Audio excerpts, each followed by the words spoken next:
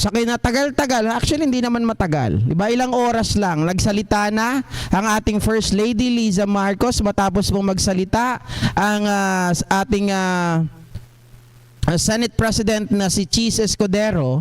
Ay ito namang pong si First Lady Liza Marcos ang nagsalita at talagang kalat na po ang kanyang paglilinaw, mga ka-GP, tungkol po doon sa ginawa na pag-agaw di umano ng wine. At ito ngang si Sasot, mga kaibigan, mga kababayan, ay nagsalita rin ng hindi maganda. Actually, simpleng-simple lang yung kanyang banat, pero masasabi po natin na itong mga banat na ito ay mga patama.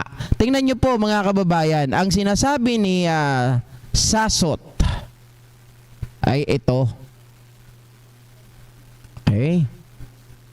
Dahil nga po, 'di ba, nagsalita na itong si Cheese at si First Lady. Pakita ko lang po muna sa inyo yung sinabi ni First Lady Liza Marcos bago natin ipakita yung kay Mr. Sasot. Ayan. Sana po nakikita ninyo Ayan. Ito nga sabi, paglilinaw ni First Lady. Sabi niya, if the truth be told, here's what happened. At 10 a.m. yesterday, after greeting 82 ambassadors and other international organizations representative for over an hour, President Bong and I entered the ceremonial hall and we were ushered to where Cheese and Martin Romualdez were standing. Sabi niya, when Cheese saw me, nakita natin yung paglakad ni First Lady Liza at nitong si Pangulong Bongbong Marcos, mga kababayan. She was offered, 'di ba? A wine. Yan Sabi niya gano'n, wow. Nung siya daw ay dumaan, sinabihan daw siya ni Cheese, wow, believe din ako sa'yo. May energy ka pa after standing and smiling for an hour? I am sure you could use a drink. So nag-offer, mga kababayan. Sabi ni First Lady naman, I laughed and said, you bet? And I saw mischievously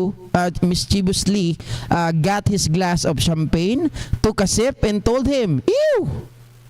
Hindi naman malamig ang champagne mo. After that, I gave his champagne glass back to him, and then we both had a good laugh over that. Ito nga, nagtatawanan sila, mga kababayan. Ang sabi niya, I think the entire exchange took all of 10 seconds. Napakabilis lang talaga, 10 seconds, mga ka-GP. I've known Cheese since my law school days. He studied in UP and I went to Ateneo. We've been friends for like forever. So, mga kababayan, sa simpleng mga gesture lang nila, sabi ko nga po sa inyo kagabi, hindi ako nagkamali. Diba, itong mga to, may malalim na samahan. Despite the fact na si Pangulong Bongbong Marcos ay hindi masyadong naging welcome noong sa Sorsogon nung panahon ng eleksyon kasi si Leni ang sinuportahan ni Cheese Escudero. At si Cheese Escudero, mga kababayan, si FL Liza at itong si Pangulong Bongbong Marcos ay sila po ay ninong sa kasal. Diba? Nung unang asawa ni Cheese Escudero. Kung natatandaan nyo po yon, mga kababayan. So, sabi ni FL, so whether I made him a waiter and or he responded like a gentleman is between us. So sila lang ang nagkakaintindihan. Huwag na kayong umepal. Diba? Yung mga epal dyan, huwag na kayong sumausaw. Dahil wala na Diba? Wala na kayong masasabi. Ano? Sabihin nyo pa, basura. Ano ba sasabihin ninyo? Hindi. Kasi itong tao na to wala ka naman sa posisyon. Lumagay ka sa lugar mo. Hanggang ganun na lang ba tayo? Well, mga kababayan, papakita natin yan mamaya. Diba? Etong muna, unahin natin. Sabi ni dahil nga po, napahiya na sila. Diba? Dahil napahiya na sila, kasi nga, sabi ng mga loko-lokong ito ay nang agaw lang daw ng glass of wine si First Lady. Hindi daw yun gawain ng First Lady nang nasa alta. Hindi daw po yun gawain ng mabuting first lady. Yun daw ay katakawan sa alak. Yun daw ay tinatawag na hayok sa alak. O ngayon, nagsalita na si First Lady dahil kumbaga para sa akin naribat na sila mga ka-GP. Ito naman ang sagot ni Sasot. Ni Mr. Sasot, sabi niya, nauuhaw ako, nasaan si Cheese? Sabi ni Cheese, mga kababayan, sorry if I make lap of this. Sabi ni Cheese, I'm waiting for a lady. Hindi naman siya nag-aantay ng nagkukunwaring lady. 'Di ba? Hindi naman siya nag-aantay ng baklang bakulaw. Ay, napaka-harsh mo naman, JNK, GP. Napaka-harsh mo naman. Baka may nakikinig ng mga LGBTQ. Hindi po kayo ang pinapatamaan ko. Ang sinasabi kong baklang bakulaw ay itong si Sas. Mga kababayan, bakit? Babae ka ba? Diba? Kung ikaw man ay nagpalit na ng kasarian, ikaw ay pretending pa rin. Diba? Hindi ka pa rin mabubuntis. Sabi ni Cheese, I'm waiting for a lady. Diba? Para bigyan ng glass of wine. Para ipakita ang pagiging gentlemanly. Oh. Ngayon, Sasot, huwag ka nang mag-pretend. Dahil, sabi nung nakakita daw di umano, hindi ko alam kung totoo. Nagtatanong lang, yan ba ay naputol na? Baka hindi pa. Diba? Baka yan ay nakakabit pa. Kasi may nakakita daw. Ikaw ay nag-uwiwi na nakatayo. Oo. So, ibig sabihin, mga ka-GP, ayan, ay nandyan pa. So, ikaw, lalaking lalaki pa. Diba? Although, sinasabi mo na ikaw ay babae, pero, ang ginawa ng Diyos, mga kababayan, sa totoo lang, but I'm not against the LGBTQ. Diba? Pero asaran lang ito. Total, nangaasar naman sila eh. 'Di ba? Ang ginawa lang dalawa, si Eva at si Adan. At hindi ikaw ang inaantay ni Cheese Escudero. Kasi when you say lady, mga kababayan, it is not just a gender, 'di ba? Siyempre pag sinasabi nilang lady, yung lady na in and out. 'Di ba? Yung alam nila talaga na talagang nararapat na tawaging lady. Ikaw lady boy. 'Di ba? Ma'am Yani Prensa, si Isaac Sili. Tama ba si Ilis Kaasi ay si Isaac? Lady boy naman talaga siya, 'di ba? Sorry mga kababayan baka may nasasaktan kayo kamag-anak, kaibigan dyan, o may nanonood na member ng LGBTQ, hindi po kayo yon. Si Sas lang yon. Dati nandiyojombag ako ng bakla, pero ngayon hindi na po. Binamahal ko na, pero lang si Sas. Ha? Sabi ni Ma'am Semi, tanong nyo kay Thinking Pinoy kung putol na ba o hindi. Baka supot pa'y ni Sasot lakay lako apog. Sabi ni Josephine Estrada DJ Ladybird. Lady Lato-Lato. Tama, Don Ramos Jr. 1925. First lady versus a fake lady. Ang lakas nila asar, ang lakas nila mambuisit, mga kababayan. Akala as if naman na sila ay babae. 'Di ba? Ito yung literal na sinasabi natin na bago ka tumingin ng putik ng iba, ay tingnan mo muna ang sarili mong putik. At kung pwede, tingnan mo muna kung meron ka ba dyan lato-lato. Na baka mamaya ay iniipit-ipit mo lang at pretending ka na isang lady. Yun pala ay isa kang lady bird.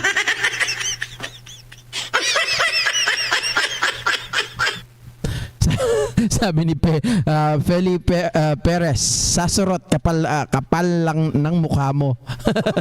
Ngork, bandot mo. Si Mama Gina Alonso, tawa ng tawa. Oh. Di ba mga kababayan, nakakatawa? Yung mga taong kumukundina, yung mga taong pumapansin kay First Lady. Akala mo napaka-perpekto. Di ba? Sino ang titingnan nyo dito? Syempre doon ako sa fair lady talaga. Di ba? Doon sa tunay, yung real lady, hindi yung fake lady. Oh. Sabi ni Ma'am Carolina, Sas, ikaw daw ay kainggit ka sa first lady namin, may matres. Ikaw wala kang matres. So bago kayo tumingin, bago kayo manghusga ng kapwa natin, kailangan wala po kayong kapintasan. Di ba bakla? Uy, bawal ata kay YouTube. Yariin na naman tayo dyan. Okay? Ito naman, isa pa mga kababayan. Puntahan natin yung mga yung mababait. Mababait yung mga yan eh. Ito pa. Yung kasama rin nila. Anong sabi dito? Oy, gaga! Cheese is a public official. The third highest in the land. What is going on between Cheese and you publicly is our concern. Wow! Iligpit mo sarili mo sa tamang lalagyan. Sampid ka lang. Sampid lang po kayo sa power. Teka lang ha. Tama ba yung nababasa ko, mga ka-GP? Tama ba yung nababasa ko? Na sila, mga kababayan. Di ba magsasabi, iligpit mo ang sarili mo sa tamang lalagyan. Di ba tayo, kapag bumoto tayo, package deal, pag binoto natin yung presidente, pag may kapartner siya, package deal. Di ba? Tatanggapin din natin yung first lady niya. Kagaya po ng kay Pangulong Macoy, kung anong pagmamahal natin kay Pangulong Macoy, ay minahal din natin itong si First Lady Imelda Marcos, di ba? Sa bagay, sa kanila kasi wala silang First Lady. Di ba? Kaya nga naghahanap lang sila ng lady kung saan-saan, at itong si Digong, kahit saan magpunta, naghahasik ng lagim. Biglang naging concern sila kay Cheese Escudero no? Mga ka-GP? Naging concern kayo kay Cheese Escudero? Samantalang yung mga pinaggagawa ninyo, di ba? Kung ito, third highest in this land. Si Digong dati, di ba? First, di ba? First public official, ang kauna-unahan, ang pinakamataas. Anong ginagawa? Nangahalik. Anong ginagawa, mga kababayan? Hindi ba? Nagmamariwana? Bakit yun hindi nyo pinapansin? Bakit yun wala kayong masabi? Si Sara Duterte, nung panahon niya, na siya ay mayor, highest, one of the highest government public official, di ba? Local executive. Yung mga sheriff nagpapatupad ng batas para paalisin yung mga tao sa lugar na yon. Ano ang ginawa ni Sara Duterte? Ginombag yung sheriff. Bakit hindi nyo kinukundi na yon? Bakit wala kayong sinasabi? Nasunog kayo, kaya ngayon si Cheese Escudero naman ang sinasabihan ninyo? Na-concern lang kayo dahil public official yon? Dahil yon ay ginawa nyo publicly? What's the matter with that? What's wrong with it? Wala akong nakikitang mali doon sa okasyon na yon. Dahil yun ay okasyon, mga kababayan. Sa mga nanood ng vlog namin kanina ni JDB, ipinaliwanag niya doon kung ano ang ibig sabihin ng Von Denure. Diba? So yun talaga ay sosyalan mga kababayan. Yun ay talagang tingin ko naman wala talagang mali doon. Kayo lang ang nagbibigay ng mali siya. Nung kayo ay sinagot, eto naman, concern kayo kay Cheese. Putik. Kahit sang lumugar sa inyo, wala talaga eh. Diba? Eto pa, mga kababayan, di ba? Hindi ko alam kung totoo to, pero babanggitin ko na lang din. Si Joey, di ba? Eto, mga kababayan, public official daw si Cheese. Tapos, ang pangit daw ng ginawa nitong si First Lady Lisa Marcos. Ano kaya ang mas pangit? Kasi may nagsasabi sa akin eh. Meron ako ng mga naririnig. Hindi ko lang alam kung totoo. 'Di ba? Pero sabi nila, mga kababayan, ito daw babae nito ay kabit. Kayo na lang humusga. Kung totoo 'yon, sino ang mas pangit? Sino ang kahiya-hiya? 'Di ba? Sino ang walang modo? Biro mo ikaw isang babae, 'di ba? Pag ikaw ay isang third party. Alam niyo naman siguro. Yan ay bawal sa mata ng Diyos, masakit sa mata ng Diyos, masakit sa mata ng tao, masakit sa mata ng pamilya dahil ikaw ay mapanira. 'Di ba? Hindi si Joey ang pinag-uusapan po natin, hindi si Sarah. Pero tama rin kayo kung totoo yung sinasabi nila. 'Di ba? Mas nakakahiya 'yon. Kaya lang wala kasi tayong may pakita kay Sarah. Pero ito kay Joey, mga kababayan, kay Joey, marami po nagsasabi. 'Di ba? At actually umamin ito, mayroong isang video to na sinabi niya eh. Oh, sino ngayon ang mas nakakahiya? Is it the First Lady itself? Or this girl na sabi nila wala daw ligo? Kayo na lang bahala, 'di ba? Ayaw kong pangunahan 'yan, mga kababayan. But then again, hindi ko alam 'yan kung totoo. Kung totoo 'yan, sino ang mas nakakahiya? Sino ang dapat pinagtatawanan? 'Di ba?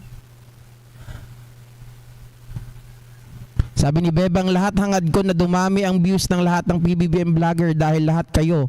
Ang totoo ang nagsasabing katotohanan. Go lang. GP 2.0. Thank you, Ma'am Bebang. Si Ma'am Bebang nandito kanina sa YouTube, di ba? At Carolina de la Cruz, inggit na naman ang mga DD shits kasi hindi sila kasi class. Kaya nga eh. Kasi itong mga to, mga kababayan, tingnan mo di ba kanina binara natin, niribat natin. Itong mga taong to, ang hilig mangutya, samantalang sila naman ang laging nasa harap ng inuman, nagpapalitan ng mga baso, di ba? Kung kani-kaninong laway na. Pero dito, pinapansin nila. Nung nagsalita na si First Lady, ibang banat naman, di ba? Kailangan palitan nila ang banat. Oh, ayan. Basag na naman sila. Wala naman akong ibang sasabihin, pero mga kababayan, ano ang concern nyo kay Cheese Escudero sa bagay na yan? And besides, sabi ko nga, Cheese Escudero ay anak nila sa kasal sa unang asawa ni Cheese. Ninong po itong si Pangulong Bongbong Marcos at itong si First Lady Lisa. At matagal na po silang magkakilala. Kita nyo naman, wala na silang hiyaan. Hindi sinabing walang hiya.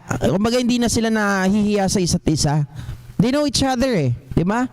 They're like, sabi nila, friends forever. So, itong mga to, mga kababayan, wala silang masamang bunga. Di ba?